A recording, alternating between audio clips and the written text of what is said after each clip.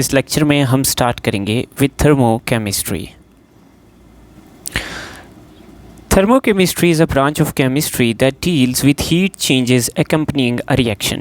यानी जब कभी एक केमिकल रिएक्शन अकर करेगा तो उसके रिज़ल्ट में या तो हीट एब्जॉर्ब होगी या तो हीट रिलीज़ होगी। तो इन हीट चेंजेस की स्टडी को जो ब्रांच ऑफ केमिस्ट्री डील करती है that is called thermochemistry.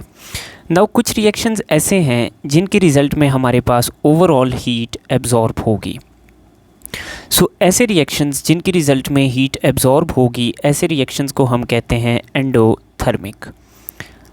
Now endothermic reactions में जब रिएक्टेंट्स प्रोडक्ट्स में कन्वर्ट होते हैं तो net heat is absorbed in this reaction, जिसकी वजह से रिएक्टेंट्स की एनर्जी कम और प्रोडक्ट्स की एनर्जी ज़्यादा होती है, क्योंकि प्रोडक्ट्स हीट की एब्जॉर्प्शन के बाद बनते हैं।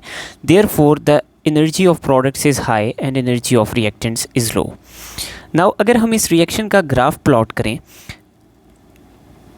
सो दिस इज़ एनर्जी प्रोफाइल। तो रिएक्टेंट्स की एनर्जी थर्मो केमिस्ट्री में एंडोथर्मिक रिएक्शंस में कम होगी, जबकि प्रोडक्ट्स की एनर्जी ज़्यादा होगी। कुछ इस तरह का ग्राफ बनेगा जिसमें रिएक्टेंट्स लो एनर्जी लेवल पे और प्रोडक्ट्स हाई एनर्जी लेवल पे हमें देखने को मिलेंगे। Now, the energy absorbed in this reaction will be equal to this energy difference between the reactants and products, and this is called heat of reaction. इसी तरह there are some reactions जिनके result में energy release होगी। Now वो reactions जो energy release करेंगे उन reactions को हम कहते हैं exothermic reactions. Now exothermic reactions में जब रिएक्टेंट प्रोडक्ट में कन्वर्ट होगा तो overall there will be release of energy. इसका मतलब ये है कि रिएक्टेंट की एनर्जी ज़्यादा थी और उसने प्रोडक्ट में कन्वर्ट होने के लिए एनर्जी रिलीज़ की तो प्रोडक्ट की एनर्जी कम होगी। तो जब हम एक्सोथर्मिक रिएक्शंस का ग्राफ देखेंगे तो एक्सोथर्मिक रिएक्शंस के ग्राफ में हमारे पास रिएक्टेंट की एनर्जी ज़्यादा होगी और प्रोडक्ट की एनर्जी कम होगी। So now this is the energy of reactants and this is the energy of products. So it means कि हमारे पास reactants जब product में convert हुआ है, so this much amount of energy is released and this is called heat of reaction. Now हमारे पास endothermic reactions में reactants की एनर्जी कम जबकि प्रोडक्ट्स की एनर्जी ज़्यादा है। Therefore reactants of endothermic reactions are more stable than the products. इसी तरह एक्सोथर्मिक में रिएक्टेंट्स की एनर्जी ज़्यादा, प्रोडक्ट्स की एनर्जी कम है, तो एक्सोथर्मिक रिएक्शंस में products are more stable as compare to reactants. Now endothermic reaction में चूँकि रिएक्टेंट्स प्रोडक्ट से ज़्यादा स्टेबल हैं तो इसलिए एक स्टेबल चीज़ को अपने से लेस स्टेबल चीज़ में कन्वर्ट करने के लिए हमें ओवरऑल हीट देनी पड़ती है, जबकि हमारे पास एक्सोथर्मिक रिएक्शंस में एनर्जी रिलीज़ होगी। Now next is spontaneous and non spontaneous processes. So now spontaneous processes are those processes which occur without provision of energy. जो एनर्जी या हीट दिए बगैर खुद ही से हो जाते हैं उनको हम कहते हैं स्पॉन्टेनियस प्रोसेसेस। फॉर एग्ज़ाम्पल हमने सोडियम मेटल लिया सॉलिड फॉर्म में, इसको हमने क्लोरीन गैस के साथ रिएक्ट करवाया। तो सोडियम मेटल को जब हम क्लोरीन गैस के साथ रिएक्ट करवाएंगे ये खुद ही एक दूसरे के साथ रिएक्ट करके सोडियम क्लोराइड सॉलिड बनाएंगे। सो this is example of spontaneous change, जिसमें हमें रिएक्टेंट्स को कोई एक्सटर्नल हीट या एनर्जी देने की ज़रूरत नहीं है, ये खुद ही से हमारे पास रिएक्ट करके प्रोडक्ट्स में कन्वर्ट हो जाएंगे। Now spontaneous reactions also include those reactions which require initial heat, जिनको शुरू में एनर्जी चाहिए but propagate without heat. Now ये वो रिएक्शन हैं जिनमें हमारे पास रिएक्शन को स्टार्ट करने के लिए थोड़ी बहुत एनर्जी चाहिए, लेकिन जब हम वो एनर्जी प्रोवाइड कर देते हैं तो फिर उसके बाद जो रिएक्शन है वो एनर्जी के बगैर प्रोपगेट करता है। For example I have methane gas. Now मैं मीथेन गैस को ऑक्सीजन की प्रेजेंस में बर्न करता हूँ। नाउ इसकी कंबस्शन के लिए मुझे शुरू में थोड़ी सी स्पार्क या हीट चाहिए, तो इनिशियली मैं इसको स्पार्क या हीट दूंगा और वंस मीथेन जब बर्न करना स्टार्ट करेगी तो उसके बाद मुझे इस रिएक्शन को कोई हीट या स्पार्क देने की ज़रूरत नहीं है, ये स्पॉन्टेनियसली आगे प्रोसीड करेगा और कार्बन डाइऑक्साइड और वाटर बनेगा। सो इन रिएक्शंस को भी हम स्पॉन्टेनियस की कैटेगरी में इंक्लूड करते हैं। Next type of processes are non spontaneous processes. Non spontaneous processes वो प्रोसेस हैं which occur with provision of heat, जिन्हें हम एक रिक्वायर्ड अमाउंट ऑफ हीट देते हैं तो तब वो हमारे पास अकर करते हैं, otherwise without provision of heat ये प्रोसेसेस अकर नहीं करेंगे। फॉर एग्ज़ाम्पल मेरे पास है कैल्शियम कार्बोनेट सॉलिड। अब इसको मैं डिकम्पोज करता हूँ यानी ब्रेक डाउन करता हूँ into calcium oxide solid and carbon dioxide gas. तो जब मैं कैल्शियम कार्बोनेट को डिकम्पोज करता हूँ इन दो सब्सटेंसेस में, तो इसको ब्रेक डाउन करने के लिए I require sufficient amount of heat. तो सिंस इस रिएक्शन को हीट हम देंगे तो ये रिएक्शन आगे प्रोडक्ट्स में कन्वर्ट होगा, so it means that this is a non spontaneous process. Now usually जितने भी डिकम्पोजिशन रिएक्शंस हैं they are usually non spontaneous. इसके लिए हमें हीट दे के ब्रेक करना पड़ता है सब्सटेंस को into its components. Now important point which is confusing here is कि एक्सोथर्मिक रिएक्शन स्पॉन्टेनियस होंगे या नॉन स्पॉन्टेनियस और एंडोथर्मिक रिएक्शंस स्पॉन्टेनियस होंगे या नॉन स्पॉन्टेनियस।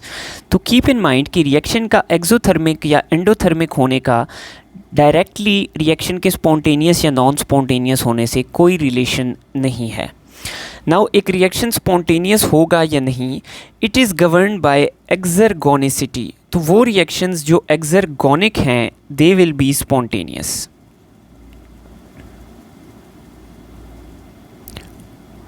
और वो रिएक्शंस जो एंडरगोनिक हैं they will be non spontaneous.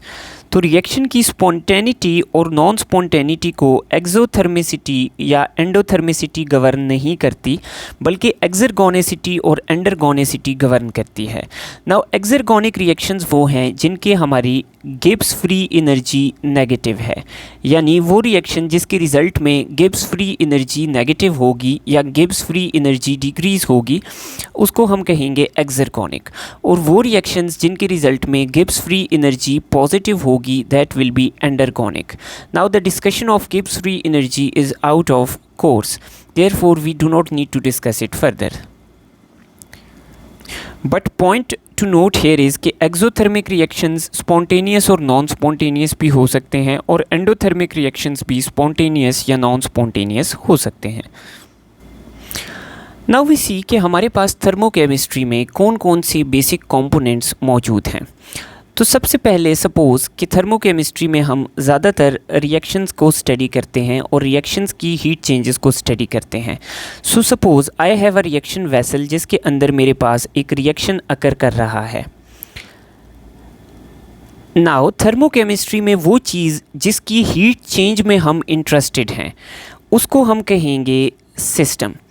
So in this case हम रिएक्शन की जो हीट चेंज है उसमें इंटरेस्टेड हैं, तो ये जो हमारे पास पूरा रिएक्शन मिक्सचर है ये हमारे पास थर्मोकेमिकल सिस्टम आ जाएगा। नाउ सिस्टम के सराउंडिंग में जो कुछ पड़ा हुआ है, यूनिवर्स का जो भी पोर्शन है सिस्टम के बाहर, उसको हम कहेंगे सराउंडिंग, यानी जो हमारी एटमॉस्फेयर है that will be the surroundings of this system. Now हमारे पास इस सिस्टम को सराउंडिंग से जो चीज़ सेपरेट कर रही है this is this reaction vessel. तो ये जो रिएक्शन वेसल है it is a boundary between system and surroundings. So इस रिएक्शन वेसल को हम कहेंगे boundary. So these are three basic components of thermochemistry. Now the basic heat change that is occurring in this reaction or the system, the heat change is occurring between system and surroundings. तो अगर system heat release कर रहा है तो heat will go to surroundings, और अगर system heat absorb कर रहा है तो heat will come from surroundings to the system. तो हमारे पास जो thermochemistry की heat changes हैं they will occur between system and surroundings. Now talking about the scope of thermochemistry, तो थर्मोकेमिस्ट्री हमें रिएक्शन की फिजिबिलिटी और हीट चेंजेस को बताती है। यानी ये हमें ये बताती है कि एक रिएक्शन आइदर अकर कर सकता है स्पॉन्टेनियसली या नहीं, और इसके अलावा हमें ये बताती है कि रिएक्शन में हीट चेंजेस कितनी इन्वॉल्व होंगी। नाउ थर्मोकेमिस्ट्री हमें रिएक्शन का मैकेनिज़्म और रिएक्शन की स्पीड के बारे में कोई आइडिया नहीं देती। That is the work of chemical kinetics.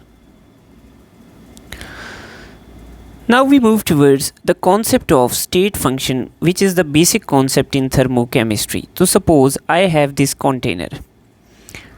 Now इस container को मैंने enclose कर दिया है और हमारे पास इसके अंदर गैस के molecules पड़े हैं।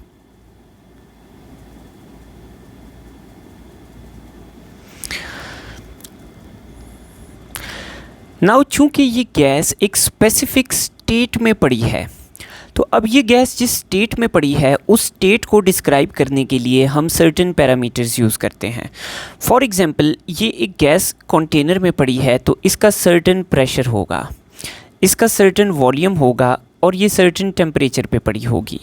तो वो पैरामीटर्स जिनको यूज़ करके हम एक सिस्टम की स्टेट को डिस्क्राइब करते हैं, they are called state functions. तो state function is macroscopic which means measurable macroscopic property of a system which depends only on the initial and final values and is independent of the path taken to bring the change। अब ये जो हमारे पास state functions हैं, ये वो measurable properties हैं system की जो सिर्फ़ और सिर्फ डिपेंड करते हैं इनकी इनिशियल और फाइनल वैल्यूज़ पे, और जो पाथ हमने लिया है इनकी इनिशियल वैल्यू को फाइनल वैल्यू में चेंज करने के लिए उस पाथ पे ये डिपेंड नहीं करते। इसका मतलब क्या है? इसका मतलब है कि सपोज़ मेरे पास एक सिस्टम है, उसका टेम्परेचर है 10 केल्विन्स। अब मैंने उसका टेम्परेचर कर दिया 20 केल्विन। तो अब सिस्टम की जो स्टेट है वो 10 केल्विन पे अलग थी और 20 केल्विन पे अलग है। अब हमारे पास जो सिस्टम की स्टेट है वो इसकी एब्सोल्यूट वैल्यू पे डिपेंड करेगी। यानी टेम्परेचर 10 के है तो सिस्टम अलग स्टेट में होगा, टेम्परेचर 20 के है तो सिस्टम अलग स्टेट में होगा। अब जिस पाथ से मैंने इस टेम्परेचर को 10 से 20 किया है उस पाथ पे हमारे पास जो सिस्टम है उसकी स्टेट डिपेंड नहीं करेगी। फॉर एग्ज़ाम्पल, अगर मैंने टेम्परेचर को 10 के से 20 के किया है रेडिएशन दे के, तो तब भी हमारे पास सिस्टम की जो फाइनल स्टेट है वो 20 के पे पहुंच के वैसी ही होगी जिस तरह उसको 20 के पे होना चाहिए। या अगर मैंने टेम्परेचर को 10 के से 20 के इंक्रीज़ किया है किसी और मेथड से, तो तब भी सिस्टम की जो स्टेट है वो फाइनल तक पहुंच के वैसी ही होगी। जिस पाथ के थ्रू मैं टेम्परेचर को चेंज करूंगा, सिस्टम की जो स्टेट है वो उस पाथ पे डिपेंड नहीं करेगी। सिस्टम की स्टेट सिर्फ डिपेंड करेगी टेम्परेचर की इनिशियल और फाइनल वैल्यू के ऊपर। So these are called state functions. So हमारे पास बेसिक स्टेट फंक्शंस थर्मोकेमिस्ट्री में है pressure, volume, temperature, change in internal energy, not the absolute value of internal energy but delta E is state function. इसी तरह change in enthalpy delta H, this is state function. So ये हमारे पास major state functions हैं and they are denoted by capital alphabets. Next type of function that we have for a system is path function. Now path function वो property of a system है that depends upon the path taken. Now major path functions हैं heat and work. तो हमारे पास heat और work की जो values हैं that depend upon the path taken. For example, अगर मैं एक cyclic process में work करवाता हूँ, तो साइक्लिक प्रोसेस में या हीट चेंज को स्टडी करता हूँ, तो साइक्लिक प्रोसेस में सिस्टम क्या करता है, इनिशियल वैल्यू पे वापस आके खड़ा हो जाता है। तो एक साइक्लिक प्रोसेस के अंदर overall heat change will be zero. और अगर मैं इसी काम को एक ओपन प्रोसेस से कराता हूँ, नॉन साइक्लिक प्रोसेस से कराऊँगा, तो heat change will not be zero. तो these two properties of a system depend upon the path that we are applying to make a change in the system. So they are called path functions and they are denoted by small alphabets. Now to understand the difference between path function and state function. So suppose I have a person standing here. Now ये person stairs चढ़ के ऊपर गया है। So ये stairs चढ़ के यहाँ ऊपर गया है और ये यहाँ पर टॉप पर पहुँच गया। नाउ इसका नीचे से ऊपर पहुंचना इसके पाथ पे डिपेंड कर रहा है। अब ये नीचे से ऊपर गया है तो इसकी जो एनर्जी यूज़ हुई है वो स्टेयर्स के थ्रू जाने में ज़्यादा थी। और अगर मैं इसी बंदे को नीचे से ऊपर ले जाता हूँ थ्रू अ लिफ्ट, तो लिफ्ट के थ्रू जब ये ऊपर जाएगा तो हमारे पास इसकी जो एनर्जी है वो कम लगेगी। सो इसको हम कहेंगे पाथ फंक्शन। तो जब एक सिस्टम हीट चेंज करता है या वर्क करता है तो हमारे पास वो डिपेंड करता है कि सिस्टम इनिशियल स्टेट से फाइनल स्टेट पर किस पाथ के थ्रू गया है। अगर ये बंदा स्टेयर्स चढ़ के ऊपर जाएगा तो ज़्यादा वर्क लगेगा, और अगर ये डायरेक्ट एलिवेटर से ऊपर जाएगा तो कम वर्क लगेगा। तो मतलब जो हमारे पास इसके वर्क की प्रॉपर्टी है that is depending upon the path that he is taking to change from initial state to final state. So this is example of path function. Now state function को समझने के लिए let me consider a closed vessel जिसमें gas का volume है 10 और एक और क्लोज्ड वेसल है जिसमें गैस का वॉल्यूम है 5। अब हमारे पास ये इनिशियल स्टेट है और ये हमारे पास फाइनल स्टेट है। अब अगर मैंने वॉल्यूम को चेंज किया है 10 से 5 तो मैं प्रेशर इंक्रीज़ करके भी वॉल्यूम को 10 से 5 कर सकता हूँ, या अगर मैंने वॉल्यूम को चेंज किया है 10 से 5 तो मैं टेम्परेचर को डिक्रीज़ करके भी वॉल्यूम को चेंज कर सकता हूँ। तो अब जो सिस्टम की इनिशियल स्टेट थी वो 10 वॉल्यूम वाली थी और फाइनल स्टेट 5 वॉल्यूम वाली है। अब वॉल्यूम को मैंने चेंज अगर प्रेशर इंक्रीज़ करके किया है या टेम्परेचर डिक्रीज़ करके किया है, जो भी मैंने पाथ लिया है वॉल्यूम को चेंज करने का, तो सिस्टम की जो फाइनल और इनिशियल स्टेट है वो वॉल्यूम की वैल्यू पे डिपेंड करेगी। यानी अभी ये इसकी स्टेट में वॉल्यूम 10 है, अब इसकी स्टेट में वॉल्यूम 5 है, तो 5 वॉल्यूम पे सिस्टम अपनी कंडीशन में रहेगा। बेशक वॉल्यूम को मैं 5 करूं प्रेशर इंक्रीज़ करके या टेम्परेचर डिक्रीज़ करके, तो पाथ टेकन से कोई फ़र्क नहीं पड़ता। सिर्फ जो सिस्टम की स्टेट है that will depend upon the absolute value of state function, not on the path taken that is used to take a change in the system. Now, talking about types of system, we have three basic types of system. First type of system is an open system. Now, open system में क्या होगा हमारे पास, there will be a continuation between system and surrounding. तो देखें यहाँ पे system surroundings के साथ कॉन्टीन्यूड है, तो इसके अंदर हमारे पास मैस भी एक्सचेंज हो सकता है और एनर्जी भी एक्सचेंज हो सकती है। तो ओपन सिस्टम में system can exchange mass as well as energy with the surroundings. Now suppose कि मैंने इसी वेसल को क्लोज़ कर दिया, यानी ऊपर हमने कोई लिड रख दिया। Now this system is closed end it is not continuous with the surroundings. अब ये सराउंडिंग्स के साथ सिर्फ बाउंड्री के थ्रू इंटरेक्ट कर सकता है, डायरेक्ट ओपनली कॉन्टैक्ट नहीं कर सकता। तो क्लोज सिस्टम में सिर्फ हमारे पास एनर्जी एक्सचेंज हो सकती है in the form of heat and work. तो हमारे पास क्लोज सिस्टम मैस एक्सचेंज नहीं करेगा सराउंडिंग्स के साथ, सिर्फ एनर्जी एक्सचेंज करेगा, वो भी through the boundary. Third is isolated system.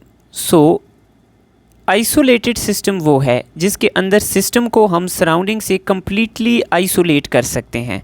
तो आइसोलेट सिस्टम हमारे पास सराउंडिंग से बिल्कुल आइसोलेट हो जाता है। तो ये सिस्टम ना तो मैस एक्सचेंज कर सकता है सराउंडिंग्स के साथ, ना तो एनर्जी एक्सचेंज कर सकता है सराउंडिंग्स के साथ। The next concept that is used in thermochemistry is internal energy. Now, internal energy of a system is the sum of all the types of energies that are present in a system. Now, practically speaking, हमारे पास system के अंदर जितनी भी types of energies हैं उनको हम major नहीं कर सकते। Therefore, इंटरनल एनर्जी की जो एब्सोल्यूट वैल्यू है it is not measurable. Internal energy की एब्सोल्यूट वैल्यू यानी E, या जिसको हम अक्सर फिज़िक्स में U भी लिखते हैं, ये वैल्यू इमेजरेबल है। तो हम किसी भी सिस्टम की टोटल जो absolute value of internal energy है उसको मेजर नहीं कर सकते। नाउ इम्पॉर्टेंट थिंग इज़ कि हमारे पास जब कभी भी इंटरनल एनर्जी सिस्टम की चेंज होगी, तो जब भी सिस्टम अपनी इंटरनल एनर्जी को चेंज करेगा तो इसकी इंटरनल एनर्जी दो फॉर्म्स में चेंज होगी। इंटरनल एनर्जी में जो चेंज है it manifests either as work और heat.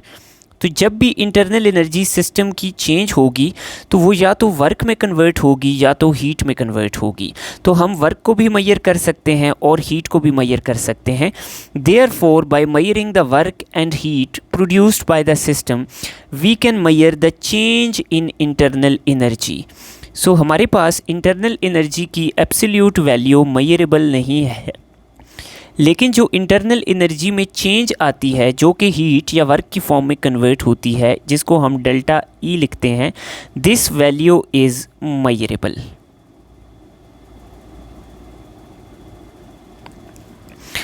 And this change in internal energy is state function. Now we have an important statement which is first law of thermodynamics, which is also called law of conservation of energy. तो first law of thermodynamics कहता है कि हमारे पास energy can neither be destroyed nor be created but can be change from one form to other. अब अगर इसको हम एक थर्मोकेमिकल सिस्टम के ऊपर अप्लाई करें, suppose we have a thermochemical system, यानी एक रिएक्शन वेसल है जिसमें रिएक्शन अकर कर रहा है। तो अब अगर इसकी इंटरनल एनर्जी चेंज होगी तो इसकी इंटरनल एनर्जी जब कभी अपनी वैल्यू चेंज करेगी तो इसकी वैल्यू जो हमारे पास इसके अंदर जो चेंज आएगी वो किसी और फॉर्म में कन्वर्ट होगी और अपने आप को मैनिफेस्ट करेगी, क्योंकि law of conservation of energy के मुताबिक एनर्जी को हम डिस्ट्रॉय नहीं कर सकते। तो जब कभी सिस्टम की एनर्जी चेंज होगी तो ये किसी ना किसी फॉर्म में अपने आप को मैनिफेस्ट करेगी, ये किसी ना किसी फॉर्म में बाहर आएगी, क्योंकि ये डिस्ट्रॉय नहीं हो सकती। तो जब कभी सिस्टम की इंटरनल एनर्जी चेंज होगी तो ये दो फॉर्म्स में आएगी, first form is heat and second form is work. So suppose मेरे पास सिस्टम एक इनिशियल वॉल्यूम के ऊपर पड़ा है। अब मैं इस सिस्टम को क्या करता हूँ, हीट करता हूँ। नाउ हीट करने से सिस्टम का जो पिस्टन है ये अब नई पोजीशन पर मूव कर जाएगा हेयर। अब हमारे पास ओल्ड पोजीशन से सिस्टम न्यू पोजीशन पे मूव कर गया है and this is the new volume. This was V1 and this is V2। अब ये किस वजह से हुआ है, हमने हीट प्रोवाइड की है। तो अब जो सिस्टम में इंटरनल एनर्जी में चेंज आएगी वो किसके बराबर होगी, अब जो हमने हीट प्रोवाइड की है उसमें से कुछ हीट जो है वो हमारे पास कन्वर्ट हो जाएगी सिस्टम की इंटरनल एनर्जी को चेंज करने में, और बाकी जो हीट है वो यूज़ होगी सिस्टम के पिस्टन को इनिशियल पोजीशन से फाइनल पोजीशन पर ऊपर मूव करने के लिए। तो कुछ हीट इंटरनल एनर्जी में कन्वर्ट हुई और कुछ हीट वर्क डन में कन्वर्ट हुई। अब ये जो work done by the system है it is taken as minus. Now since pressure constant है, वॉल्यूम चेंज हो रहा है, so work done is given by P delta V। Now ऐसा रूल अगर हमारे पास work done by the system हम कहें, यानी अगर सिस्टम वर्क डन कर रहा है, लाइक इन दिस केस कि सिस्टम ने पिस्टन के ऊपर वर्क किया और पिस्टन को ऊपर मूव कराया, so that is taken as -W। अगर हीट रिलीज़ हो रही है सिस्टम से बाहर, तो अगर सिस्टम हीट रिलीज़ कर रहा है, heat is release by the system, तो it is taken as -Q। तो वो काम जो सिस्टम करेगा उसको हम नेगेटिव के साथ लेंगे। और अगर कोई काम हमारे पास सिस्टम के ऊपर होगा यानी ऑन द सिस्टम, तो अगर सिस्टम के ऊपर सराउंडिंग्स वर्क करेंगी तो that will be taken as +W। और अगर सिस्टम के ऊपर सराउंडिंग्स हीट देंगी यानी सिस्टम हीट एब्जॉर्ब करेगा तो that will be taken as +Q। Now suppose कि मैं इसी सिस्टम को हीट प्रोवाइड करता हूँ और मैं वॉल्यूम को चेंज नहीं होने देता। Now this piston is immovable. तो अब जितनी भी हीट सिस्टम के अंदर जाएगी, चूँकि वॉल्यूम तो हमारे पास चेंज नहीं हो रहा, तो delta V will be zero, तो work done will be zero. तो जब सिस्टम का वॉल्यूम चेंज नहीं होगा तो जितनी भी हीट है वो हमारे पास कन्वर्ट हो जाएगी इंटरनल एनर्जी के अंदर, क्योंकि अब तो वॉल्यूम चेंज नहीं हो रहा, और जब वॉल्यूम चेंज नहीं हो रहा तो P delta V will be zero, यानी वर्क डन भी नहीं होगा। तो अब जब हम वॉल्यूम को कांस्टेंट रखेंगे तो कांस्टेंट वॉल्यूम के ऊपर जितनी भी हम हीट प्रोवाइड करेंगे at constant volume, it will only change the internal energy of the system and no work will be done. So this is another important statement. That's all for this lecture. Thank you.